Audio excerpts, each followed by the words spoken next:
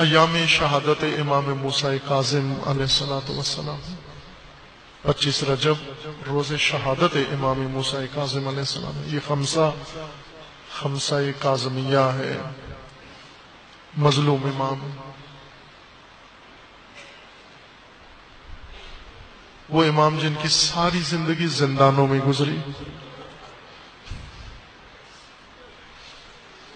ہارون الرشید کا دل میں ٹھنڈک نہیں آتی تھی. زندان میں ڈال کر پھر زندان بان کو حکم دیتا تھا موسیٰ کاظم کو اتنے شکنجے کرو. پھر جا کر پوچھتا، بعد میں پوچھتا جو میں نے کہا تھا کیا ہے یا نہیں کیا. زندان بان ہاتھ باندھ کے معذرت کر لیتا تھا. بڑے بڑے جلاد ہاتھ باندھ کے کہہ دیتے موسیٰ کاظم کو شکنجہ ہم سے نہیں ہو سکتا. آخر ایک لعین سندھی ابن شائق، ہارون کو بتایا گیا سب سے زیادہ بڑا جلاد یہ زندان بان ہے. اس کے حوالے کر کے اور اس کو تاکید کی کہ جتنا ظلم ڈھا سکتے ہو موسیٰ کاظم پر ڈھاؤ. اور ایک دن اس نے اپنی آنکھوں سے ہارون نے ایک منظر دیکھا. ہارون نے زندان کے ساتھ ہی اس کا محل تھا. اپنے محل کے برج سے بیٹھ کر اس نے دیکھا اور پھر اس کے بعد زندان بان کو بلا کر کہتا ہے میں کافی مدت سے دیکھ رہا ہوں زندان کے صحن میں ایک سفید کپڑا پڑا ہوا ہے. وہ کس کا ہے؟ کپڑا کس نے رکھا ہے؟ کس نے بچھایا ہے؟ سندھی ابن شائق نے کہا اے ہارون، وہ سفید کپڑا نہیں، وہ تیرا قیدی موسیٰ کاظم ہے.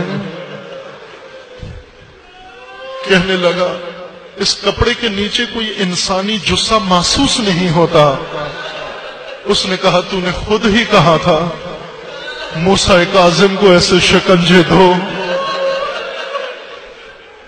میں نے موسیٰ کاظم کو ایسے شکنجے دیے ہیں بدن اتنا نحیف ہو گیا ہے کہ زندان کے صحن میں حضرت موسیٰ کاظم چادر اوڑھ کے اگر لیٹ جائیں محسوس نہیں ہوتا. چادر کے نیچے انسانی جثہ ہے.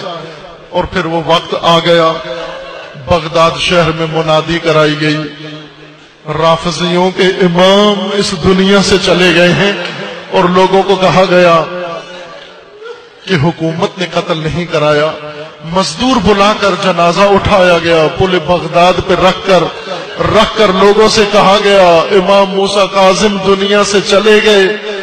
14 سال زندان میں اسیر امام، اور آج بغداد کے پل پر لوگ آتے ہیں اور چہرے سے پردہ ہٹا کر فقط یہ دیکھنا چاہتے ہیں کہ آیا پھانسی کے رسی کے نشان تو نہیں ہیں، آیا خنجر کے نشان تو نہیں ہے، اور گواہی دے کر چلے جاتے ہیں کہ ہم نے رسی کا نشان نہیں دیکھا، ہم نے خنجر کا نشان نہیں دیکھا. لیکن کوئی یہ نہیں دیکھتا کہ زہر نے جگر امام کو پارا پارا کر دیا. اللہ لعنت اللہ علی الظالمین.